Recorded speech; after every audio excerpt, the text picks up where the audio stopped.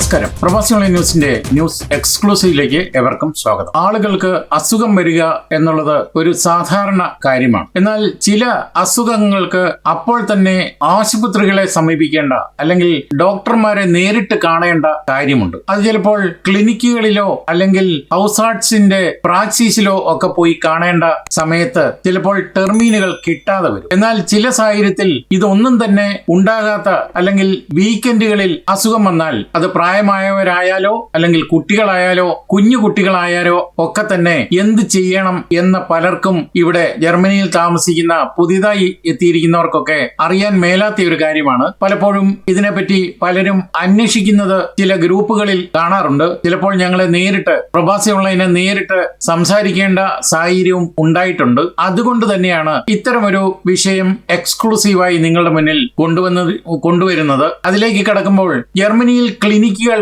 അടഞ്ഞ സമയത്ത് അല്ലെങ്കിൽ ആർട്സ് പ്രാക്ടീസുകൾ പ്രവർത്തിക്കാത്ത സമയത്ത് അത്തരമൊരു സാഹചര്യത്തിൽ അടിയന്തര വൈദ്യസഹായം വേണമെങ്കിൽ എന്താണ് ചെയ്യേണ്ടത്? പ്രവാസി മലയാളികൾ നിർബന്ധമായും അറിഞ്ഞിരിക്കേണ്ട കാര്യങ്ങളാണിത്. വാരാന്ത്യങ്ങളിലോ പൊതു അവധി ദിവസങ്ങളിലോ അല്ലെങ്കിൽ വൈകുന്നേരങ്ങളിലോ പെട്ടെന്ന് രോഗബാധയുണ്ടായാൽ ജർമ്മനിയിൽ എങ്ങനെ ഡോക്ടറെ കാണാം? ആശുപത്രിക്കും എമർജൻസി റൂമുകൾക്കും മുന്നിൽ, അതായത് നോട്ട് ഔഫ്നാമയ്ക്ക് എഴുതി വച്ചിരിക്കുന്ന ബോർഡിന് മുന്നിൽ മണിക്കൂറുകളോളം കാത്തു നിൽക്കാതെ അടിയന്തര വൈദ്യസഹായം ലഭ്യമാക്കുന്നതിനുള്ള വിവിധ വഴികളാണ് ഞങ്ങൾ പരിചയപ്പെടുത്തുന്നത്. ആശുപത്രിയിൽ പോകുന്നത് തന്നെ ചിലപ്പോൾ ബുദ്ധിമുട്ടായിരിക്കും. ആശുപത്രി എന്ന് കേൾക്കുമ്പോൾ തന്നെ ചിലപ്പോൾ ഭയപ്പാടുണ്ടാകും. കാരണം ജർമ്മനിയിലെ ആരോഗ്യ സംവിധാനം കുഴഞ്ഞു മറിഞ്ഞു കിടക്കുന്ന അല്ലെങ്കിൽ കുഴഞ്ഞു മറിഞ്ഞു മുന്നോട്ട് പോകുന്ന ഒരു സാഹചര്യമാണ് നിലവിലുള്ളത്. പുതിയ പുതിയ കാര്യങ്ങൾ ഇംപ്ലിമെന്റ് ചെയ്യാനായിട്ട് ആരോഗ്യ മേഖല തന്നെ ഉടച്ചു വാർത്തിരിക്കുന്ന നിലവിലെ സാഹചര്യത്തിൽ ജർമ്മനിയിൽ ആശുപത്രി പ്രവേശനം വളരെ അസാധ്യമായ ഒരു കാര്യമായിട്ടാണ് ഞങ്ങളും കരുതുന്നത്. അതുകൊണ്ട് എല്ലാവരും ആരോഗ്യത്തോടെ ഇരിക്കുക എന്നുള്ള ഒരു കാര്യം പ്രത്യേകം ശ്രദ്ധിക്കേണ്ടതാണ്. ഇനിയും വിഷയത്തിലേക്ക് കടക്കുമ്പോൾ ജീവന് ഭീഷണിയുള്ള അടിയന്തര സാഹചര്യങ്ങൾ, അതായത് എമർജൻസി 112. ഇതിനെപ്പറ്റി പറയുമ്പോൾ ശ്വാസതടസ്സം, നെഞ്ചുവേദന, ബോധക്ഷയം അല്ലെങ്കിൽ ഗുരുതരമായ അപകടങ്ങൾ ഉണ്ടായാൽ ഒട്ടും മടിക്കാതെ 112 എന്ന നമ്പറിൽ വിളിച്ച് ആംബുലൻസ് സഹായം തേടുക. അല്ലെങ്കിൽ നേരിട്ട് തൊട്ടടുത്തുള്ള ആശുപത്രിയിലെ നോട്ട് ഔഫ്നാമെ, ഇനിയും ബെർലിനിലാണെങ്കിൽ റേറ്റിംഗ് സ്റ്റെല്ലെ വിഭാഗത്തിൽ എത്തുക. ഈ സേവനം 24 മണിക്കൂറും ലഭ്യമാണ്. ഇനിയും അടിയന്തരമാണ്, ജീവന് ഭീഷണിയില്ല എങ്കിൽ 116 117 ആണ് വിളിക്കേണ്ടത്. വാരാന്ത്യങ്ങളിലോ ക്ലിനിക്കുകൾ അടച്ച സമയത്തോ പെട്ടെന്നുണ്ടാകുന്ന ചെവിവേദന, കടുത്ത പനി, മറ്റ് ശാരീരിക അസ്വസ്ഥതകൾ എന്നിവയ്ക്ക് 116 അല്ലെങ്കിൽ 117 എന്ന ഹെൽപ്പ് ലൈൻ നമ്പറിൽ ബന്ധപ്പെട്ട് കാര്യങ്ങൾ പറഞ്ഞ് അതിന്റെ പ്രതിവിധി നേടാവുന്നതാണ്. ഇതൊക്കെ തന്നെ സൗജന്യ സേവനമാണ്. ഏത് ലാൻഡ് ലൈനിൽ നിന്നും മൊബൈലിൽ നിന്നും കോഡ് ഒന്നുമില്ലാതെ ഈ നമ്പറിലേക്ക് സൗജന്യമായി വിളിക്കുകയും ചെയ്യാം. ഇനി അതല്ല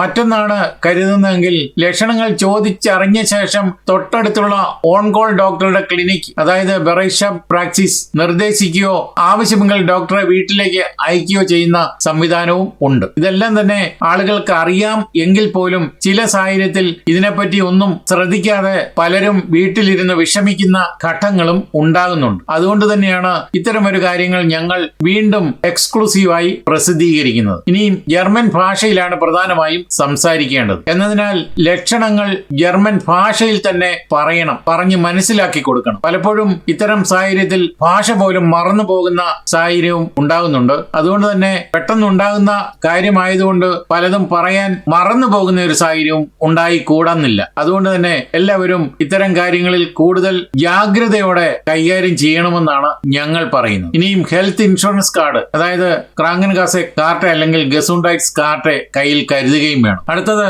ബെറൈഷപ്പ് പ്രാക്ടീസ് ആണ്, അല്ലെങ്കിൽ നോട്ട് ഡീൻസ് പ്രാക്ടീസുകളാണ്. വലിയ ആശുപത്രി കോമ്പൗണ്ടുകൾക്കുള്ളിൽ തന്നെ പ്രവർത്തിക്കുന്ന പ്രത്യേക നൈറ്റ് ഹോളിഡേ ക്ലിനിക്കുകളാണ് ഇതൊക്കെ തന്നെ. ഇനി പൊതു അവധി ദിവസങ്ങളിലും വൈകുന്നേരങ്ങളിലും രാത്രികളിലും ഇവ പ്രവർത്തിക്കുകയും ചെയ്യും. കുട്ടികൾക്കായി പ്രത്യേക ക്ലിനിക്കുകൾ ഉണ്ടായിരിക്കും, അതായത് കിൻഡർ നോട്ട് ഡീൻസ് പ്രാക്ടീസ്. ഇവിടെ തുടർന്നുള്ള ഡോക്ടർമാർക്ക് മരുന്നിന്റെ കുറിപ്പടിയും തുടർ ചികിത്സയ്ക്കായി പ്രൈമറി ഡോക്ടർക്ക്, അതായത് ഹൗസ് ആർട്സിന് നൽകാനുള്ള റിപ്പോർട്ടും നൽകാൻ സാധിക്കും. ഇനി 116 അല്ലെങ്കിൽ 117 എന്ന വെബ്സൈറ്റിൽ പിൻകോഡ് നൽകിയാൽ തൊട്ടടുത്തുള്ള ക്ലിനിക്കുകൾ കണ്ടെത്തുകയും ചെയ്യാം. അടുത്തത് നൈറ്റ് ഫാർമസികളാണ്, നോട്ട് ഡീൻസ് അപ്പോത്തിക്കൻ. സാധാരണ ഫാർമസികൾ അടയ്ക്കുന്ന സമയത്തും മരുന്നുകൾ ലഭ്യമാക്കാൻ റൊട്ടേഷൻ അടിസ്ഥാനത്തിലാണ് രാത്രി ഫാർമസികൾ പ്രവർത്തിക്കുന്നത്. ഇനി വീക്കെൻഡും അല്ലെങ്കിൽ ഫയർ ടാഗും ഒക്കെ ആണെങ്കിൽ ഇതിന് ഒരു റൊട്ടേഷൻ സാധ്യമാക്കിയിട്ടുണ്ട്. അത് എല്ലാ മരുന്ന് ഷോപ്പുകളിലും, അതായത് ഫാർമസി അല്ലെങ്കിൽ അല്ലെങ്കിൽ അപ്പോത്തിക്കയുടെ ഫ്രണ്ടിൽ അത് ലിസ്റ്റ് പ്രകാരം ഒട്ടിച്ചിട്ടുണ്ടാകും. ഫാർമസിയുടെ സുരക്ഷാ വിൻഡോ വഴിയാണ്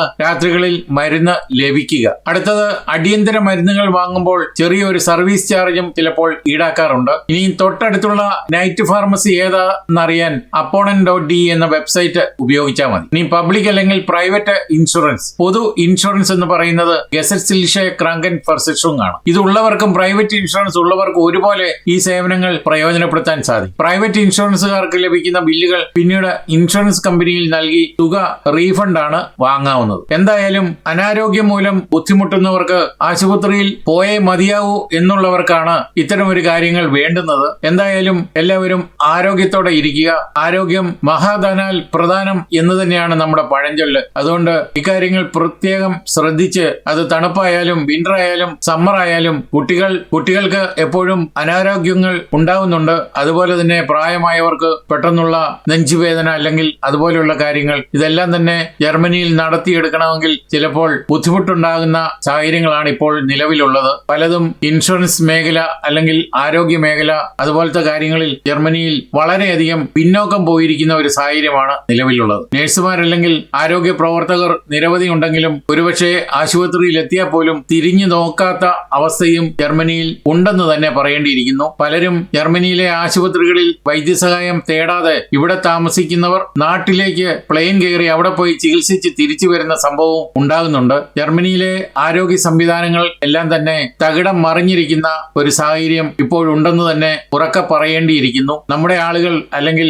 മലയാളികൾ ഒട്ടനവധി ഈ മേഖലയിൽ ജോലി ചെയ്യുമ്പോഴും മുൻപുള്ള സാഹചര്യങ്ങൾ താരതമ്യം ചെയ്യുമ്പോൾ ഇപ്പോഴത്തെ ആരോഗ്യ മേഖലയിലെ സാഹചര്യങ്ങൾ വളരെ വിചിത്രവും സമ്മതിച്ചു കൊടുക്കേണ്ട കാര്യവുമല്ലാത്ത ഒരു സാഹചര്യമാണ് ഗവൺമെന്റിന്റെ ഭാഗത്തു നിന്നും ഉണ്ടാകുന്നത്. അതുകൊണ്ട് തന്നെ ആരോഗ്യത്തോടെ ഇരിക്കാൻ എല്ലാവരും ശ്രദ്ധിക്കുക എന്ന് മാത്രമേ ഞങ്ങൾക്ക് ഈ അവസരത്തിൽ പറയാൻ സാധിക്കൂ. ഇതോടെ എക്സ്ക്ലൂസീവ് ഇവിടെ പൂർണ്ണമാവുകയാണ്. നിങ്ങൾ നൽകി വരുന്ന എല്ലാവിധ പിന്തുണയ്ക്കും ഞങ്ങൾ ഹൃദയപൂർവ്വം നന്ദി അർപ്പിച്ചുകൊണ്ട് നമസ്കാരം.